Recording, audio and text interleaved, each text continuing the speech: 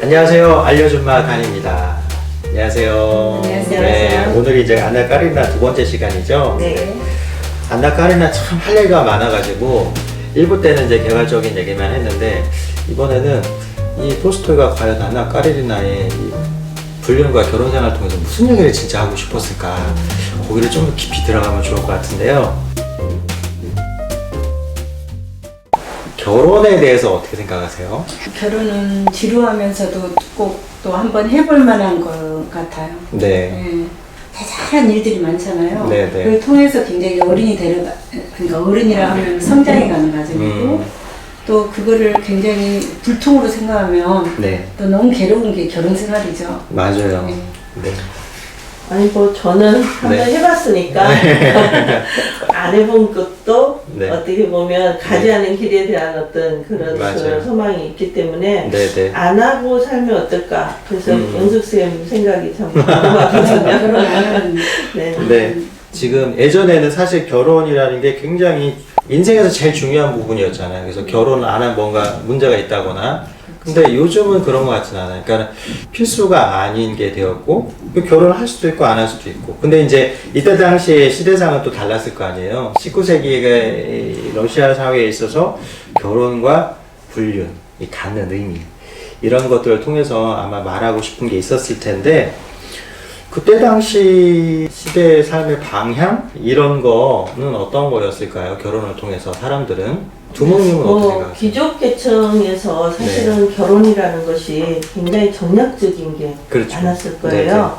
형편이나 네. 여러 가지로 이렇게 수위가 비슷한 네. 그런 짝을 찾는 것이 이제 그 다반사라고 이렇게 네. 책에도 보면은 유부녀를 좋아하니까 브론스키 어머니가 반대하잖아요. 네. 그런 것처럼 어디 다른 데로 보내려고도 하고 이제 그런 것처럼 그 귀족들 사이에서는 여성들의 또 어떤 입장이 좋은 남자를 만나서 시집을 잘 가는 것이 그때 당시 예, 예. 서로 계급을 맞췄죠. 예. 그래서 이제 지금도 그렇지 않나요? 사교 클럽 네, 네. 같은 데 갔어도 이제 그 사람이 보이는 조건 이런 것들 많이 따지지 않았을까. 그렇죠. 예. 사실 예나 지금이나 대동소이한데 그때는 거의 공식처럼 왜 오만과 편견에도 나오잖아요. 서로의 그 어느 정도를 맞추고 연소득이 어머니가 리스트를 다 얼마고. 가지고 예. 있잖아요. 근데 이제 저는 톨스토이가 그 뻔한 얘기를 또 하려고 하지는 않았을 것 같고 그것도 다음 때 성장에 대한 얘기를 하려고 했던 것 같아요. 레비는 키치와의 삶을 통해서 결혼을 통해서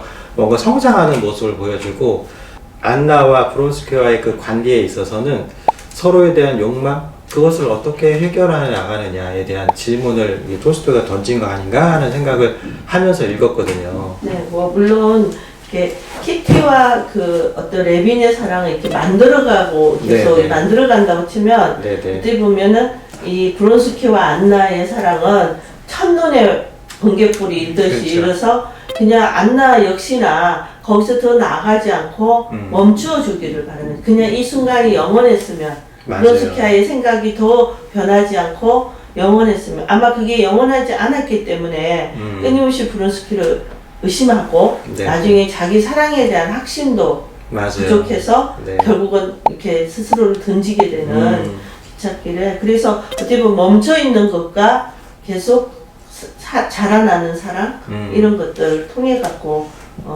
톨스토이가 말하고자 하는 것을 그런 것도 근데 같아요. 저는 이제 결혼이라 하면 사랑이 전제되는 거잖아요. 네네. 그러니까 사랑이라는 건 어떤 활력이에요, 활기. 네, 활기 같은 건데, 이제 여기서 나오더라고요. 머리의 수만큼 다른 마음이 있고, 가슴의 수만큼 다른 종류의 사랑이 있다. 이러는데, 네네. 일단 결혼하게 되면, 저 같은 경우는 결혼할 때 그냥, 사랑인가? 그것도 모르는 상태에서 결혼해야 하는 네, 케이스거든요. 근데 결혼 생활을 하다 보면 그런 활력이 이제 불만으로 바뀌고, 막 이런 과정들이 있잖아요. 그러니까 이런 과정을 이 톨스토이는 드러내지 않았나라는 생각이 들고 어떤 활력적인 사람들 있잖아요. 사랑에 빠진 어느 안나 까레니나의 네, 어떤 네. 모습들 아니면 또 막 싸우면서 막 뒤지고 볶고 가는 그런 레빈과 키티 그게 어떤 식으로도 소통을 하거든요. 그러니까 소통을 하다 보면 그 사람을 이해하고 나를 또 생각해 봐야 되잖아요. 이게 결혼 생활의 어떤 가장 핵심 포인트가 아닌가 싶어요. 그러면 첫 문장에서 말한 그 행복한 가정의 이유가 소통에 있다고 볼 수도 있겠어요. 서로를 부족한 서로를 이해하고 하려는 그런 마음가짐 그리고 어쨌든 문제가 있을 때 말로 풀려고 하는 거. 그게 안 되면은 사실 브론스키한테 끊임없이 사실은 집착하잖아요. 집착하죠. 충분히 브론스키가 안나에게 이미 사랑을 자기 마음을 고백하고 보여준 것 같은데도 불구하고 안나가 불안을 느낀단 말이에요. 여기서 이 불안이라는 것을 테마로 잡은 것 같아요. 어떤 것도 안나의 마음을 채워줄 수 없다는 거죠.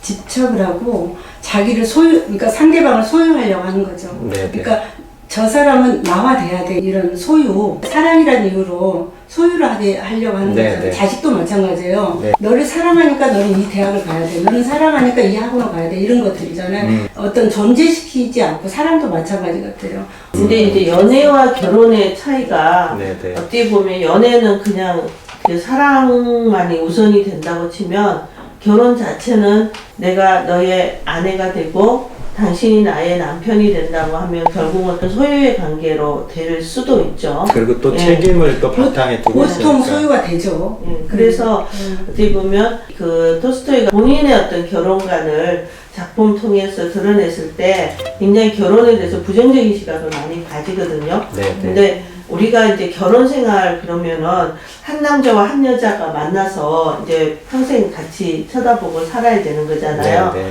근데 여기 보면은 이 세 커플들처럼 커플의 모습 전부가 우리 결혼 생활을 다 담고 있지 않나. 맞아요. 예. 각각의 면을 담고 있고 또 네. 한 가지 이 안나가 고뇌했던 것 중에 하나는 아들이었죠. 네. 그 아들과 브론스키 사이에서 굉장히 갈등하다가 결국은 안나 입장에서는 브론스키를 선택했는데 그 선택한 만큼 브론스키에서 오는 그 피드백이 자기 기대보다 적었던 것 같아요.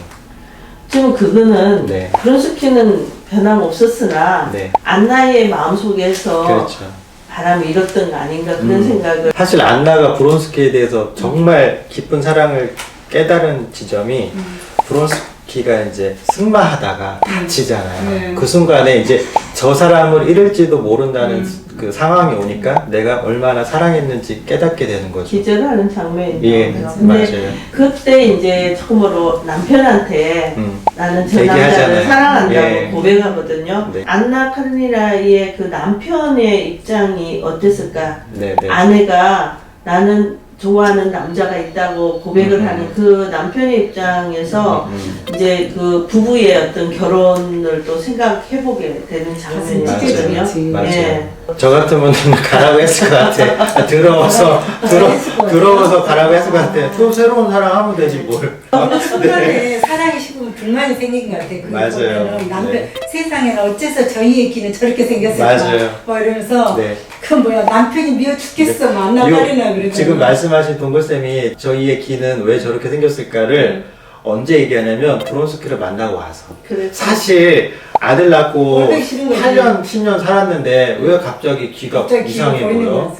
그러니까는 뭔가 그 안나의 눈이 바뀌었다. 저는 이 안나 카레니나가 아주 우수한 점은 이 캐릭터들이 잘 살아있다는 점인데요. 맞아요. 이 캐릭터 안에서 그 남편의 캐릭터가 음. 굉장히 어쩜 사람이 이럴 수가 있어. 음. 굉장히 침착하고 맞아요. 흥분도 별로 안 해요. 그죠? 그러면서 남들이 우리를 어떻게 보겠느냐. 그리고 많은 사람들 앞에서 네 감정을 그렇게 드러내면 그 참 곤란하다. 안나가 죽음의 문턱까지 갔을 때 네. 브론스키가 안나를 만나러 왔잖아요. 그때 이제 용서해주라고 안나가 남편에게 말하니까 남편이 눈물을 흘리면서 용서를 해주잖아요. 굉장히 특이한 캐릭터인 것 같아요. 매력이 없어 보이면서도 네. 매력이 있는 그런 캐릭터 같아요. 2011년도에 나온 그 조라이트 감독이 찍은 그 영화 네네. 버전에는 이 남편이 굉장히 배려심이 많고 정말 상남자 같은 그런 걸로 많이 조명이 됐던데요.